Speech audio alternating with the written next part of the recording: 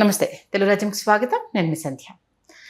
వంశీ గారి డైరెక్షన్లో మొన్న లేడీస్ టైలర్ సినిమా గురించి అనేక విషయాలు మీ అందరికీ తెలియజేయడం జరిగింది. దాన్ని అంతే అద్భుతంగా ఆదరించారు కూడా. ఈ నేపథ్యంలో చాలామంది పర్సనల్గా అంటే వంశీ గారు మొదట డైరెక్ట్ చేసిన సినిమా ఏంటి, అది ఎన్ని రోజులు ఆడింది, దానికి సంబంధించిన డీటెయిల్స్ కూడా తెలియజేయండి. అందులోనూ ఆ సినిమా వచ్చేప్పటికి 45 సంవత్సరాలు కూడా అయింది. మన ప్రేక్షకులకు అందరికీ ఆ సినిమా గురించి శ్రీకాంత్ గారి ద్వారా తెలియజేయించండి అంటూ చాలామంది రిక్వెస్ట్ చేయడం జరిగింది. ఈ నేపథ్యంలో వంశీ గారు మొదట డైరెక్ట్ చేసిన సినిమా 45 years అయిన సందర్భంగా ఆ సినిమాకి సంబంధించిన విశేషాలు తెలియజేయడానికి చరిత్రకారులు, సినీ రాజకీయ విశ్లేషకులు చిల్లగడ్డ శ్రీకాంత్ గారు మనతో ఉన్నారు. ఆయన మాటల్లో. శ్రీకాంత్ గారు నమస్తే అండి. నమస్కారం సంధ్య గారు. ఆల్మోస్ట్ ఆ లేడీస్ టైలర్ని సూపర్ డూపర్ హిట్ చేసేసారు మన ప్రేక్షకులు. వంశీ గారి గురించి మరిన్ని విషయాలు మాకు కావాలి అనేసి అడిగారు. ఈ నేపథ్యంలో వాళ్ళే మనకు ఆ హింట్ ఇవ్వడం, వంశీ గారు మొదట డైరెక్ట్ చేసిన సినిమా 45 years అయింది, దాని గురించి తెలియజేస్తే ఆయన అడుగులు ఎలా పడ్డాయి దాని గురించి కూడా చెప్పండి అన్నారు. మీ మాటల్లో ఆ సినిమా ఏంటి, అది మరి 45 years అయిన సందర్భంగా దాని గురించి విశేషం. తమిళంలో రాబర్ట్ రాజశేఖర్ అని వాళ్ళే డైరెక్టర్స్, వాళ్ళే సినిమాటోగ్రాఫర్స్. చారుహాసన్ గారు కథ తయారు చేసి ఆయన తన మేనేజర్ వడివేలు అని అతని చేతికిచ్చి, నీ పేరు వేసుకో నా పేరు వేయొద్దు అంటే, వడివేలే నిర్మాత, అతనే నిర్మాతగా ఈ సినిమా పాలాయవన్న సోలై తమిళంలో సుహాసిని గారిని పెట్టి, చారుహాసన్ గారు ఇచ్చారు కాబట్టి కదా, సుహాసిని గారిని పెట్టి తీద్దామని తీస్తే చాలా బాగా ఆడింది. దాని రైట్స్ ఎంఆర్ ప్రసాదరావు గారని, వేమూరు సత్యం గారు, వీళ్ళు ఎంఆర్ ప్రసాదరావు గారిని రాజమండ్రి ఆయన చేత కొనిపించారు. ఎంఆర్ ప్రసాదరావు గారి చేత కొనిపించిన తర్వాత వేమూరు సత్యం గారు జ్యోతి వీక్లీ ఎడిటర్. వేమూరు సత్యం గారు, ఆ వేమూరు సత్యం గారి ఇంట్లో, ఏడిది నాగేశ్వర గారి ఇంట్లో కళ్ళు తిరుగుతున్నటువంటి వంశీ గారిని సత్యం గారు, ఇదిగో వాళ్ళు ఇట్లా చేయబోతున్నారు పాలైవన్న సోలై తమిళంలో, నువ్వు కూడా మాతో మా టీంలో ఉండురా అని చెప్పి తీసుకెళ్ళి ఎవరిని డైరెక్టర్గా పెడదామని డిస్కషన్. బాపు గారు డైరెక్టర్గా బాపు గారితో చేద్దామని అనుకున్నారు. బాపు గారి దగ్గరికి వెళ్ళారు. బాపు గారికి వీళ్ళకి డిస్కషన్స్లో ఎక్కడ తేడా వచ్చింది.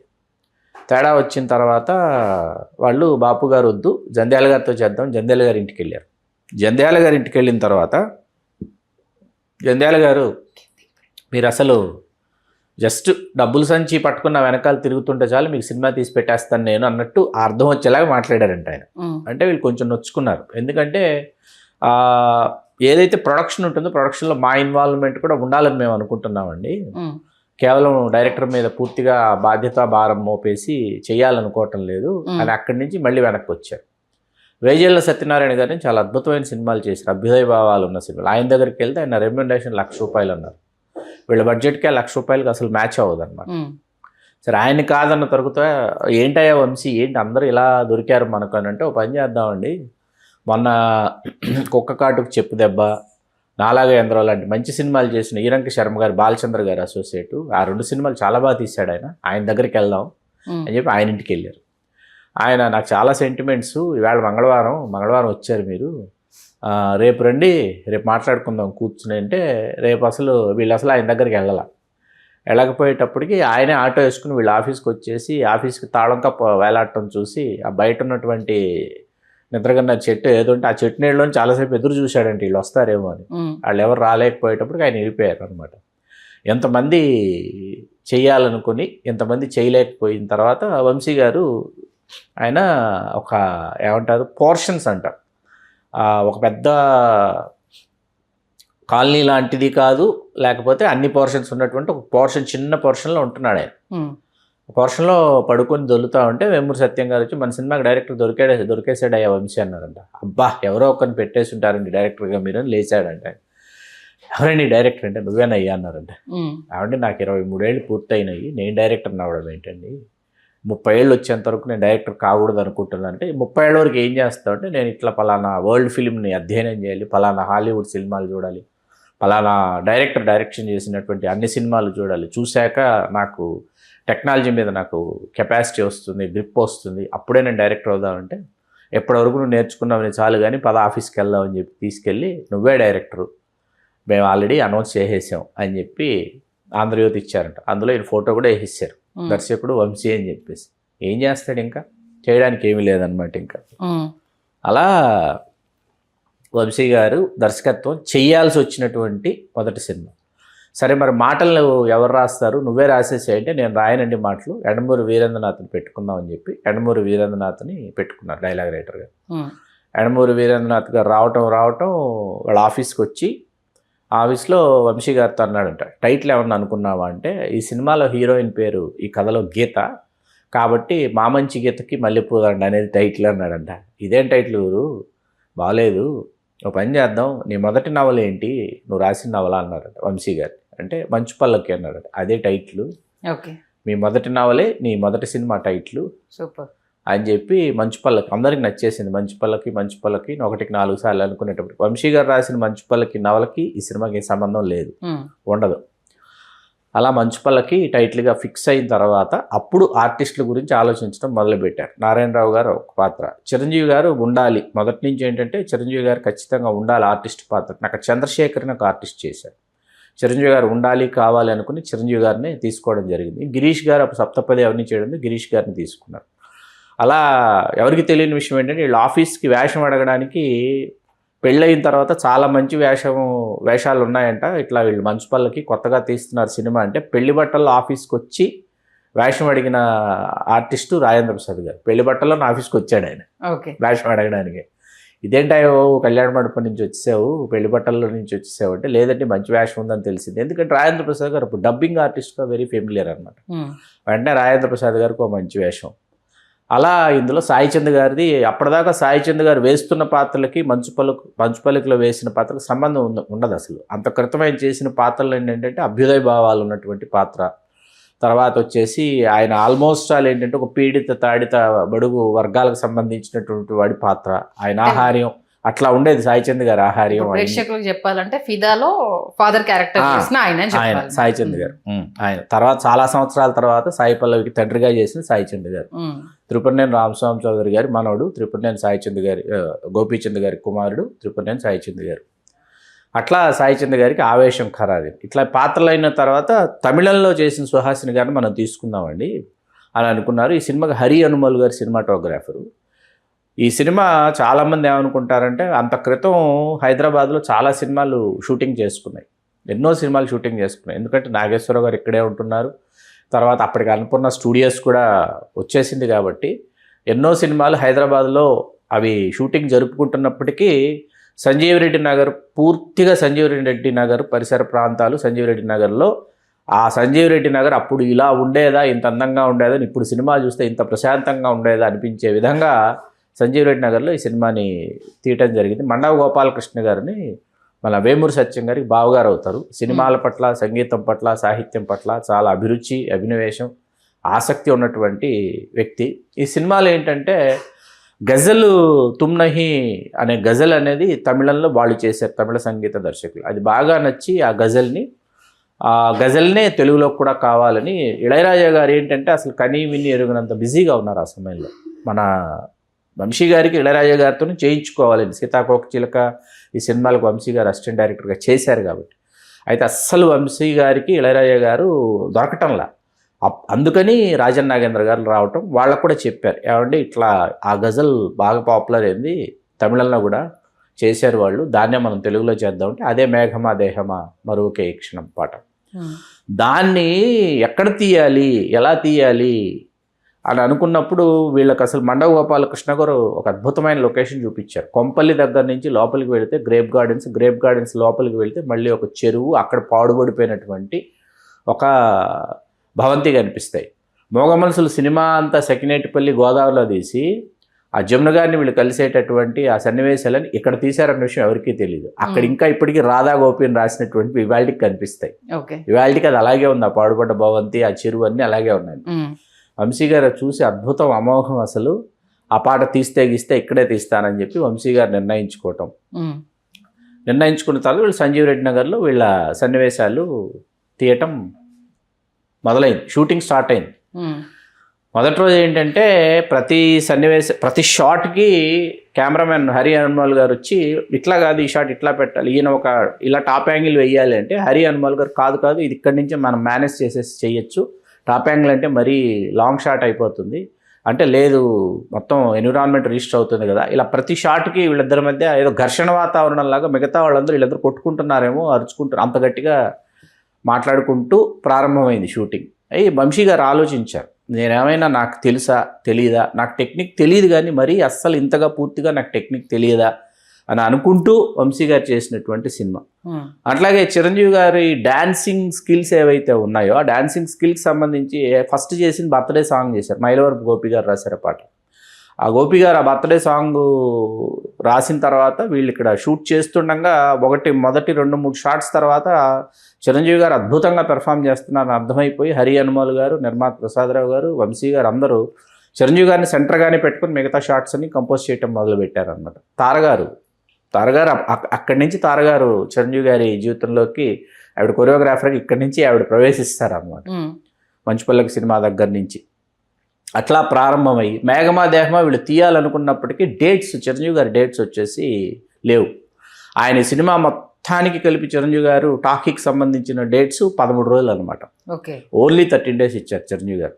ఆ 13 daysలోనే చేసుకోవాలి. సాంగ్ ఒకటి బ్యాలెన్స్ ఉంది, శ్రీశ్రీ గారు రాసిన పాట మనిషే మణిదీపం, అది శ్రీశ్రీ గారు రాశారు, మహాకవి శ్రీశ్రీ గారు. ఆ ఒక్క పాటకి 3 రోజులు ఇచ్చారు డాన్స్ చేయడానికి, మొత్తం ఎవ్రీథింగ్ ఎనీ షార్ట్స్ ఆ రోజు ఆ 3 daysలో చేసుకో. వెంకన్న బాబు గారు డేట్లు ఇచ్చారని చెప్పారు. 5 ఉంటారు కానీ 5 ఉండటం వల్ల ఏంటంటే నెంబర్ ఆఫ్ టేక్స్ కానీ లేకపోతే టైం కానీ పడుతుంది. ఆర్టిస్టులు మొత్తం ఉంటారు, అన్నపూర్ణమ్మ గారు ఉంటారు, సుహాసిని గారు ఉంటారు, మళ్ళీ నారాయణరావు గారు చెల్లెలు, ఆ అమ్మాయి పెళ్లికి సంబంధించి వీళ్ళు డాన్స్ చేస్తారు. అది చిరంజీవి గారికి అప్పటికప్పుడు చెప్పారంట, వీళ్ళు అట్లా సమ్మర్ సాల్ట్స్ వేయాలంటే చిరంజీవి గారు ఆలోచించి నువ్వు అన్నీ ఆఖరి నిమిషంలో చెప్తావు, ప్రాక్టీస్ చేసేవాడిని కదా నేను అంటే, లేదండి మీ డాన్స్ చేస్తుంటే అసలు చూడాలనిపిస్తుంది అంటే, ఏది ప్రాక్టీస్ చేయకుండా రాదు వంశీ, నేను ఎప్పుడు ఈరోజు నువ్వు డాన్స్ అంటే నేను ముందు రోజు నేను ప్రాక్టీస్ చేసి తీరుతాను, చేసే వస్తాను లొకేషన్కి. అలా చిరంజీవి గారు అయినా కూడా చిరంజీవి గారు వితౌట్ ప్రాక్టీస్ సమ్మర్ సాల్ట్స్ వేసి చాలా బాగుంటాయి ఆ షార్ట్స్. చిరంజీవి గారి సోలో షార్ట్స్ చాలా అంటే చాలా బాగుంటాయి షార్ట్స్. అట్లాగా తీసుకుంటూ వచ్చిన తర్వాత ఏమైందంటే మన ఈ పాట మేఘమా దేహమా మాత్రం సమయం లేదు, వెళ్ళడానికి సమయం లేదు. వీళ్ళు అనుకున్న కొంపల్లి, ఆ పాడుబడిన భవంతి అక్కడికి వెళ్ళడానికి లేదు, అందుకే కాంప్రమైజ్ అయిపోయారు. ఆ కాంప్రమైజ్ అయిపోయి తీసిన అద్భుతంగా తీశారు వంశీ గారు. దొరికినన్ని షార్ట్స్, చేసినన్ని షార్ట్స్ దొరికిన లొకేషన్లో దొరికినట్టు చేసుకుంటూ వెళ్ళిపోయారు. ఆ సమయంలో హరి హనుమాల్ గారికి ఇంకొక సినిమా ఏదో ఉండటంతో ఎంవి రఘు గారు క్లాష్ చేశారు. ఎంవి రఘు గారు వచ్చి చేశారు పార్కులో టెంపుల్ డౌను అలా వేశారు. సంజీవయ్య పార్క్, ఇందిరా పార్క్ సంజీవయ్య పార్క్లో చేసి చాలా బాగా చేశారు మ్యాచింగ్. టెంపుల్ని బిర్లా మందిరి డౌన్ నుంచి మళ్ళీ పార్క్ నుంచి మళ్ళీ అప్పు అలా చేస్తారు సాంగ్. అది చాలా బాగా చేశారు. అయిపోయింది సినిమా పూర్తయింది, చాలా చక్కగా జాగ్రత్తగా అనుకున్నన్ని రోజుల్లో పూర్తయిన తర్వాత చెన్నై వెళ్ళిపోయిన తర్వాత ఎడిటింగ్ ఎక్కడ చేయాలి, మందపాటి రామచంద్రయ్య గారు ఆయన లేరు, వంశవృక్షం ఆ సినిమాలో చేశారు. ఆయన అసిస్టెంట్ అనిల్ దత్తాత్రేయ అని కూడా అంటారు ఆయన్ని, కర్ణాటక అతను. ఆయన ఎడిటర్గా పెట్టుకుని అప్పుడు చారుహాసన్ గారు చెప్పారంట, ఆమె అమావాస్య చంద్రుడి కోసం మేము ఒక ఫుల్ ఎక్విప్మెంట్తో ఎడిటింగ్ రూమ్ రెడీ చేసాము మా ఇంట్లో మేడ మీద. ఆ సినిమా తర్వాత ఖాళీగా పడింది, డబ్బులు తర్వాత ఇద్దరు తర్వాత ఆలోచిద్దాం డబ్బుల గురించి, ముందు వచ్చి ఎడిటింగ్ చేసుకోండి అన్నారంట. వచ్చి వీళ్ళ ఇంట్లో ఎడిటింగ్ మొదలు పెట్టేటప్పటికి సుహాసిని గారికి ఫుల్ ఎంజాయ్మెంట్ అనమాట. ఓహో మా ఇంట్లోనే ఎడిటింగ్ జరుగుతుంది, ఎడిటింగ్ అయిపోయి ఎడిటింగ్ అయిపోయి నన్ను పిలవండి నేను వచ్చి చూస్తానని చెప్పేసి. లేదు మీరు లేని సాంగు ఉంటుంది, ఫ్రెండ్స్లో సాంగ్ ఉంటుంది పగలు రేయిలోని, చాలా బాగుంటుంది పాట. అది ఫస్ట్ ఆ సాంగ్ కట్ చేస్తున్నట్టు అయినా వచ్చి చూస్తానని వచ్చి కూర్చొని చూసిందని, చూసి చాలా బాగుంది ఒక పర్టికులర్ షార్ట్ చెప్పిందంట. సుహాసిని గారు ఏంటంటే హీరోయిన్స్లో వెరీ ఫిల్మీ నాలెడ్జ్ ఉన్నటువంటి పర్సన్. వై బికాస్ ఆవిడ కెమెరా అసిస్టెంట్గా కాదండి, కెమెరా అసిస్టెంట్గా ఆవిడ కెమెరా విమెన్. ఆవిడ హరి హనుమాల్ గారు వీళ్ళందరూ అశోక్ కుమార్ గారి దగ్గర వీళ్ళు కెమెరా విభాగంలో పనిచేశారు. ఆవిడ కెమెరా చిరంజీవి గారి సినిమా కూడా ఆవిడ పనిచేసింది. ఖాళీ అనే ఫ్యామిలీ కూడా సినిమా బ్యాక్గ్రౌండ్ కాబట్టి కొంత ఐడియా రావడానికి ముందు ఆస్కారం అక్కడి నుంచి కదా అంటున్నాను. అలా మొత్తం ఎడిటింగ్ అంతా అయిపోయింది. ఫస్ట్ కాపీ అయిపోయింది, రెడీ అయిన తర్వాత ఫస్ట్ చారుహాసన్ గారు నేను చూస్తాననేటప్పటికి తెలుగు నేటివిటీ కోసం చాలా మార్పులు చేశారు. ఈ భయపడుతున్న చారుహాసన్ గారికి సాయంత్రం ఆయనకే వేశారు ఫస్ట్ షో. మిగతా నిర్మాత, దర్శకుడు వంశీ గారు అందరు ఉన్నారు.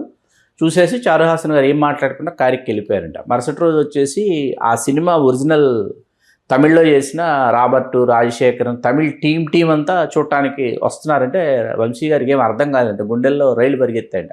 వాళ్ళు ఎందుకు వచ్చి చూస్తున్నారు ఇప్పుడు సినిమా, ఎన్ని వంకలు పెడతారో అంటే వాళ్ళందరూ వస్తుంటే డైరెక్టర్ నువ్వు ఉండాలి అక్కడ, నువ్వు లేకుండా ఎలాగా అని చెప్పి వంశీ గారిని వెళ్ళి కూర్చోబెట్టి మొత్తం ఆ షో మొత్తం వంశీ గారు చూసేశారు. అయిపోయిన తర్వాత వీళ్ళకి ఎవరికి నచ్చలేదు ఏంటో అని చెప్పేసి వచ్చేసారంట. మరుసటి ఉదయం నిర్మాత ప్రసాదరావు గారు పిలిచి ఏమైనా నెల్లూరు చారుహాసన్ ఎంటర్ప్రైజెస్ పేరు మీద చారుహాసన్ గారు కొనేశారు.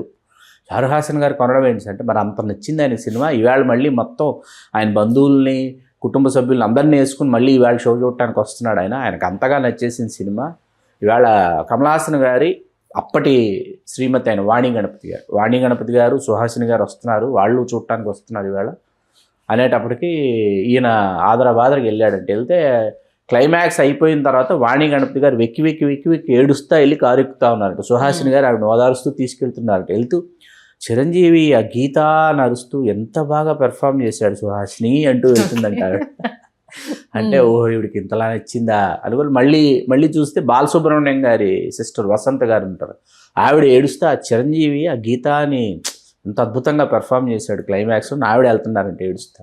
ఏంటి వీళ్ళందరికీ అంతగానే ఇచ్చేసిందా చిరంజీవి గారి పర్ఫార్మెన్స్, గీతా అని గట్టిగా లాస్ట్లో ఆయన హాస్పిటల్ ఆ కర్టన్ పట్టుకొని కింద పడిపోతాడు, ఆ కర్టన్ అలా చిరిగిపోతుంది, చాలా బాగుంటుంది ఆ షాట్ అనే ఆహా వీళ్ళందరికీ ఎంత నచ్చేసిందా అని అనుకుంటా ఆనందపడిపోయారు. సినిమా బాలసుబ్రహ్మణ్యం గారు ఒక ఏరియాకి ఆయన కొన్నారు, రామానాయుడు గారు ఆయన ఒక ఏరియాకి కొన్నారు, కేఎస్ రామారావు గారు వచ్చి లింగమూర్తి గారికి లక్ష్మీ ఫిలిమ్స్ చూపిస్తే ఆయన ఒక ఏరియా కొన్నారు. ఇలా అందరూ కొనేసారు ఎవరికి వాళ్ళు, చాలా బాగుందని.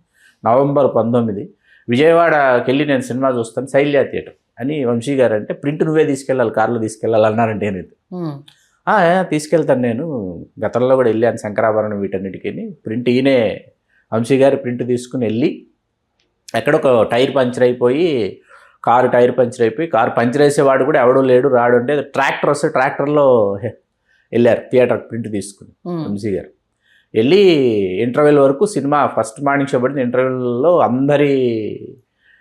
ఎవరేం మాట్లాడుకుంటారు అందరూ పాజిటివ్గా మాట్లాడుతున్నారు, ఏ ఒక్కరు నెగిటివ్గా మాట్లాడకపోతే అమ్మయ్య అని ఊపిరి పీల్చుకున్నాడంట. క్లైమాక్స్కి వచ్చేటప్పటికి ఆడియన్స్ గీతా అని ఆడియన్స్ అరుస్తూ ఉన్నారట, చిరంజీవి గారు గీతా అని అంటుంటే ఆడియన్స్ గీతా అని అరుస్తూ ఉన్నారంట. ఓహో తేడా చేసేసింది, క్లైమాక్స్ నచ్చలేదు వీళ్ళకి. చిరంజీవి గారు ఏడవడం అనేది ప్రేక్షకులకు నచ్చల, చిరంజీవి గారు తిరిగి కొడితే నచ్చుతుంది కానీ. అందులోనూ హీరోయిన్ మ్యారేజ్ చేసుకోడు కదా, అది అప్పటికి ఇంకా మన దాంట్లో తెలుగులో ఆ ట్రెండ్ ఇంకా క్రియేట్ అవ్వలేదు కదా, వాస్తవానికి రిసీవ్ చేసుకునే ట్రెండ్. చివరి నిమిషంలో నారాయణ చెల్లి పెళ్లి చేసుకుంటాడు, పెళ్లి అవుతుంది, పెళ్లి చేసుకుంటాడు. ఆవిడ సుహాసిని గారు చెప్పి చేసుకోవాలని మాట తీసుకుంటుంది. ఇవిడ క్యాన్సర్ ఏదో ఉంటుంది, ఎంతో సాక్షరంగారావు గారు ఫాదర్ క్యారెక్టర్. అలా చాలా మంచి సినిమా. మీకేంటంటే అందులో ఈ సినిమా షూటింగ్ సమయంలో అబిడ్స్లో ఒక షోరూమ్, దాని పేరు హైకో ఫ్యాబ్రిక్స్, అందులో వీళ్ళు పెళ్లికి బట్టలు కొనేటటువంటి సీన్స్ అక్కడ తీశారు. నేను మార్నింగ్ లైటింగ్ జరుగుతుంటే కిందకి వెళ్ళేసి లైటింగ్ అయిన తర్వాత వస్తానని వంశీ గారు రోడ్డు మీదకి వెళ్ళి తిరిగి వచ్చేలోపు జనం మూగుతారు కదా సినిమా షూటింగ్ అనేటప్పుడు, చిరంజీవి గారు సుహాసిని గారు వీళ్ళందరూ కదా. అక్కడ బయట ఉన్న సెక్యూరిటీ గార్డ్ వచ్చి ఎట్టి పరిస్థితుల్లో వంశీ గారిని పైకి పంపించినాను, నేను ఈ సినిమాకి డైరెక్టర్ని అయ్యా అంటే నీ మొహం నువ్వు డైరెక్టర్ ఏంటి, ఇలాంటి చిన్నపిల్లలు కూడా డైరెక్షన్ చేస్తారా, ఈ అందరితో జనం అక్కడ ఉన్న జనంతో ఈ డైరెక్టర్ ఏంటండి డైరెక్టర్ అని చూపించి మెడబట్టి గెంటిసారు లిటరల్లీ. వేమూరు సత్యం గారు పైనుంచి చూసి పరిగెట్టుకుంటూ వచ్చి ఆయన తీసుకెళ్లారు, ఈయనయ్యా బాబు డైరెక్టర్ అని చెప్పేసి.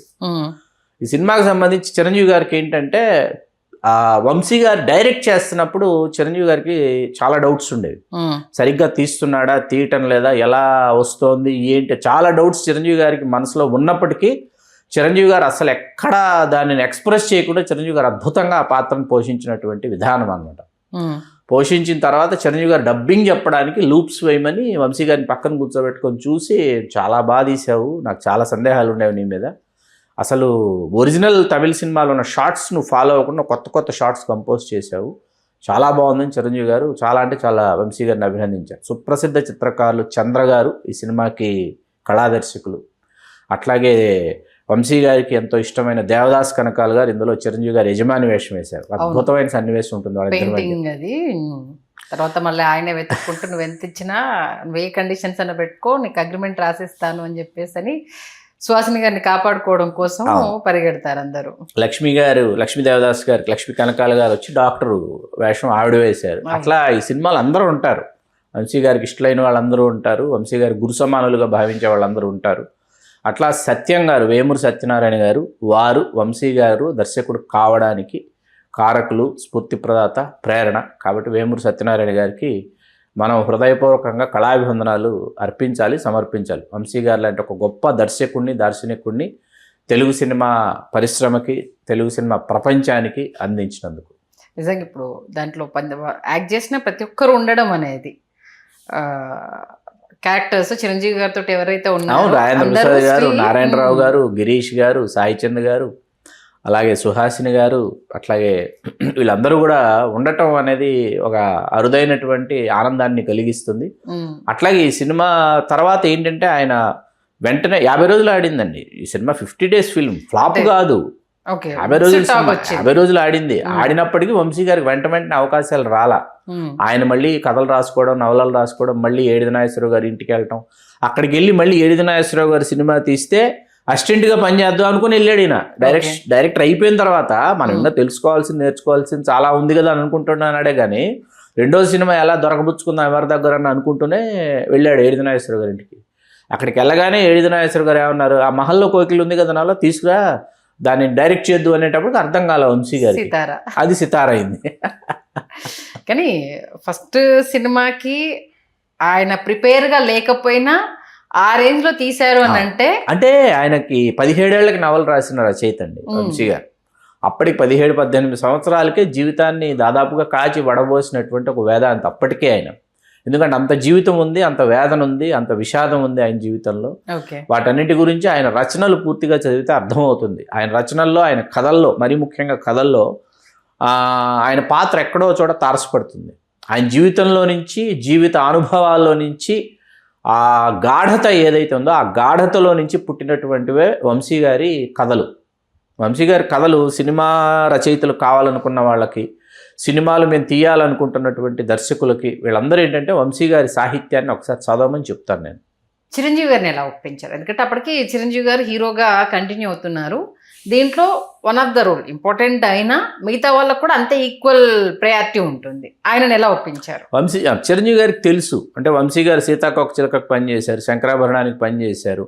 అలా చిరంజీవి గారికి వంశీ గారు తెలుసు. ఎందుకంటే ఏడిది నాగేశ్వరరావు గారి కుటుంబ సభ్యులలో ఒకటిగా ఏడిది నాగేశ్వరరావు గారికి ఇంకొక కొడుకేమో వంశీ గారు అని అనుకునేంతగా వంశీ గారు ఆ కుటుంబంలో కుటుంబ సభ్యుడు అయిపోయారు. అయిపోయిన తర్వాత చిరంజీవి గారు ఏంటంటే చిరంజీవి గారికి వంశీ గారు తెలుసు. ఇట్లా చేస్తున్నారు వేమూరి సత్యం గారు, ప్రసాదరావు గారు, మండవ గోపాలకృష్ణ గారు ముఖ్యంగా. వీళ్ళందరూ ఏంటంటే వేమూరి సత్యం గారు వెళ్ళి ఎస్పి వెంకన్న బాబు గారిని అడిగారు, ఇట్లా 5 ఉంటారు, కాకపోతే చిరంజీవి గారిది ప్రధానమైనటువంటి పాత్ర, సుహాసిని గారిని నిజంగా అంటే తెలియకుండా అందరూ ప్రేమిస్తారు, ప్రతి ఒక్కరు సుహాసిని గారిని ప్రేమిస్తారు, కాబట్టి బాగుంటుంది ఇట్లాంటి ఒక కథ చేస్తే అంటే ఆయన ఏ కళలో ఉన్నారు. ఆ పాలవన్ సోలై అక్కడ హిట్ అండి, తమిళంలో హిట్. పాలవన్ సోలైలో చంద్రశేఖర్ చేసిన క్యారెక్టర్ అనేటప్పటికి వెంటనే బాగుంటుంది, అది పాట కూడా ఉంది కదా వాళ్ళకి అని చెప్పేసి ఆ పాట చాలా పెద్ద హిట్ తమిళంలో కూడా. అలా ఎస్పి వెంకన్న బాబు గారు డేట్స్ లేవు, వాస్తవానికి డేట్స్లో ఆయన చూసి 13 రోజులు వరుసగా 13 రోజులు హైదరాబాద్, 13 రోజులు హైదరాబాద్. చిరంజీవి గారి ఇంటి మద్రాసులో 3 షిఫ్ట్లు పనిచేస్తున్న సమయం అది. అలాంటిది 13 రోజులు హైదరాబాద్ అవుట్డోర్ చిరంజీవి గారు రావడం అనేది మామూలు విషయం కాదు. అని ఇది ఏదో మంచి సినిమా అవుతుంది, ఇది బాగుంటుంది, కొత్తగా ఉంటుంది. చిరంజీవి గారు ఏంటంటే ఆ సమయంలో ఆయన ఒక సినిమాలో ఒక ఫెరోషియస్ క్యారెక్టర్ చేశారనుకోండి, పక్క సినిమాలో ఎక్కడో వేరే ఇంకొక ఎమోషనల్ క్యారెక్టర్ చేశాడు. ఆలయశిఖరం ఉంటుంది, ఆలయశిఖరంలో గొల్లపూడి గారి కొడుకుగా చిరంజీవి గారు అద్భుతంగా చేశారని చెప్పాలా, రంగనాథ్ గారు తమ్ముడిగా అద్భుతంగా చేశారని చెప్పాలా, సుమలత గారి ప్రియుడిగా అద్భుతంగా చేశారని చెప్పాలా, కష్టం అనమాట. ఎంత అద్భుతంగా చేశారంటే అంత అద్భుతంగా చేసింది సినిమా చిరంజీవి గారు ఆలయశిఖరం. గుర్రంబండి ఉన్న ఎమోషన్ ని ఒక పార్ట్ సీరియస్లీ మీరు అన్నట్టు డివైడ్ చేస్తే అసలు దేనికి దానికి సపరేట్ అంతే. అలాంటి ఒక ఆర్టిస్ట్ చిరంజీవి గారు. అలా చిరంజీవి గారు చెప్పగానే ఏంటంటే చిరంజీవి గారు కూడా పాలవన్ సోలై గురించి తెలుసు, బాగుందంట, చంద్రశేఖర్ అతను బాగా చేశాడంట, ఆ పాట అవన్నీ తెలిసిన తర్వాత చిరంజీవి గారు చూశారు సినిమా, తమిళం చూశారు. చూసిన తర్వాత ఓకే చేశారు. ఓకే చేసి చిరంజీవి గారు తమిళం చూడటం వల్లే తమిళంలో ఉన్న షార్ట్స్ నువ్వు ఫాలో కాలేదు, నువ్వు కొత్త షార్ట్స్ పెట్టావని చిరంజీవి గారు చెప్పగలిగారు వంశీ గారికి. అదే కదా. ఆ తర్వాత చిరంజీవి గారు సితార సినిమా చూసి శ్రీదేవి గారు వీళ్ళేంటంటే వంశీ గారి దర్శకత్వంలో చిరంజీవి గారు మరొకసారి నటించాలని చిరంజీవి గారు అనుకున్నారు. శ్రీదేవి గారు సితారనే తీసుకెళ్ళి హిందీలో వంశీ గారి చేత డైరెక్ట్ చేయిద్దామని అనుకున్నారు, కానీ సాధ్యపడలే. తర్వాత చిరంజీవి గారికి సంబంధించి చిరంజీవి గారు తొలినాళ్లలో చేసినటువంటి కృషి ఏదైతే ఉందో ఆ కృషికి సంబంధించి చాలా వాటికి వంశీ గారు సాక్ష్యం అండి, చాలా సంఘటనలకి. ఒక విషయం వంశీ గారు చెప్పింది, ఒకరోజు ఒక రోడ్డు మీద ఆ అప్పు ఎక్కడానికి ఎండలో పెట్రోల్ అయిపోయింది, బండి వెనక్కి వచ్చేసేటప్పటికి చిరంజీవి గారు ఆ బండిని బ్యాలెన్స్ చేయడానికి వెనక్కి వచ్చేటప్పటికి పడిపోయారంట. పడిపోయి మోకాళ్ళు దోక్కుపోయి రక్తం అలా ప్యాంట్లో నుంచి రక్తం అలా కారుతుంటే మళ్ళీ అలాగే లేచి మళ్ళీ అలాగే బండిని తీసుకుని మళ్ళీ ఆ బండిని అలాగే తోసుకుని వెళ్ళి బండిని ఎలాగైనా కిక్ కొట్టి స్టార్ట్ చేసి వెళ్ళిపోవాలంటే ఈ వంశీ గారు నడుచుకుంటూ వెళ్తున్నారంట. వంశీ గారు వెళ్ళి అడిగారంట, ఏంటి బాసు ఇంత ఇదిగా ఎక్కడికి వెళ్తున్నావు ఇంత తొందరగా, ఏంటి ఇంత అంటే పలానా సినిమా వాళ్ళు పిలిచారు, పలానా ఆఫీస్ వాళ్ళు పిలిచారు, నేను వెళ్ళి వాళ్ళకి కనిపించాలి, వాళ్ళు నా కోసం పిలిచారు అంటే నా కోసం నన్ను వాళ్ళు పిలిచారు అని అంటే నన్ను వాళ్ళు గుర్తించినట్టే కదా, వాళ్ళ దృష్టిలో నేను ఉన్నట్టే కదా, కాబట్టి నేను ఎలా ఉన్నా వెళ్ళి నేను వాళ్ళకి కనిపించాలి. అట్లాంటి పట్టుదల చిరంజీవి గారిలో మీకు తెలియదు, నేను చూశాను. వంశీ గారు ఇట్లాంటి పుంకాలు కొన్ని ఇన్సిడెంట్స్ ఆయన చెప్తే వింటే చాలా బాగుంటుంది. అసలు ఎందుకని అంత మంచి ఫ్రెండ్షిప్ ఉన్నప్పుడు తర్వాత ఇద్దరు కలయికలో సినిమా ఎందుకు రాలేదు? అలా ఏం లేదండి, అది వంశీ గారి ధోరణి, వంశీ గారి త్రోవ మరొక త్రోవలో వెళ్ళారు ఆయన. ఆయన 5గురిలో ఆయనకి ఏంటంటే ఆ తర్వాత ఆయన రాజేంద్ర ప్రసాద్ గారితో ఆయన ప్రయాణం చాలా అద్భుతం, ఇంకా చాలా పెద్ద ప్రయాణం చేస్తారు. వంశీ గారు చేసిన ప్రయాణం ఎలా ఉంటుంది, ఇప్పుడు అన్వేషణ ఉంది, అన్వేషణలో ఏ తెలుగు హీరోయిన్ పెట్టుకోవచ్చు, లేకపోతే వాళ్ళు ఎందుకు కార్తీక్ని తీసుకున్నారు అంటే సీతాకోకచిలక ఇక్కడ అక్కడ కార్తీకే, కాబట్టి అక్కడ ఇక్కడ అంటే తెలుగు చేసిన మనం తమిళంలో కూడా ఈ సినిమా చెయ్యాలని చెప్పి అన్వేషణలో కార్తీక్ని తీసుకున్నారు. ప్రేమించు పెళ్ళాడు వచ్చేటప్పటికి రాజేంద్ర ప్రసాద్ గారు అక్కడ ప్రేమించు పెళ్ళాడు రాజేంద్ర ప్రసాద్ గారికి ఒక గుర్తింపు వచ్చిందండి. ఎందుకంటే మామూలు గుర్తింపు కాదు అది, రాజేంద్ర ప్రసాద్ అనేవాడు ఒకడు ఉన్నాడన్న గుర్తింపు ప్రేమించు పెళ్ళాడు ఇచ్చిన తర్వాత ఆలాపన చేసి ఆలాపన మళ్ళీ తెలుగు తమిళం ఆలోచించి మోహన్ గారిని పెట్టుకున్నారు. ఆ తర్వాత మీకు లేడీస్ టైలర్ దగ్గర నుంచి వంశీ రాజేంద్ర ప్రసాద్ అనే ప్రయాణం మీకు ఒక అద్వితీయమైనటువంటి ప్రయాణం. లేడీస్ టైలర్ కానీ, చెట్టు కింద ప్లేటర్ కానీ, లేకపోతే ఏప్రిల్ 1 విడుదల కానీ, మామూలు సినిమాలు కాదు ఇవన్నీ. ఒక్కొక్క సినిమా మీ కనక మహాలక్ష్మి రికార్డింగ్ డ్యాన్స్ కూడా రాజేంద్ర ప్రసాద్ గారే చెయ్యాలి. కానీ రాజేంద్ర ప్రసాద్ గారు అప్పటికి కనీ మిని ఎరుగని స్టార్ హీరో అయిపోయాడు. అప్పటికి అయిపోయి ఆయన రకరకాల కండిషన్స్ పెట్టేటప్పటికి వంశీ గారు నరేష్ గారిని పెట్టుకున్నారు. నిజంగా అది ఇబ్బందిగా ఉంటది కదా, మనము కలిసి నటించి అంటే మనతో ట్రావెల్ అయిన వ్యక్తి మళ్ళా మనతో సినిమా చేయాలంటే కండిషన్స్ పెడుతున్నారు అని అంటే అప్పటికి చాలా మంది ఉన్నారు కాబట్టి వంశీ గారు లైట్ తీసుకున్నారు. రాజేంద్ర ప్రసాద్ గారు, భానుప్రియ గారి సోదరు శాంతిప్రియ గారు వాళ్ళు చేయాలి ఆ సినిమా. వాళ్ళతో పోస్టర్స్ పబ్లిసిటీ డిజైన్ చేసి పబ్లిసిటీ కూడా రిలీజ్ చేశారు. రాజేంద్ర ప్రసాద్ గారు శాంతిప్రియ గారితో పబ్లిసిటీ కూడా రిలీజ్ చేశారు. సరే, మరి వంశీ గారి ఇంటర్వ్యూ మన ప్రేక్షకులకు ఎప్పుడు అందించబోతున్నారు? త్వరలోనే అందించబోతున్నాం.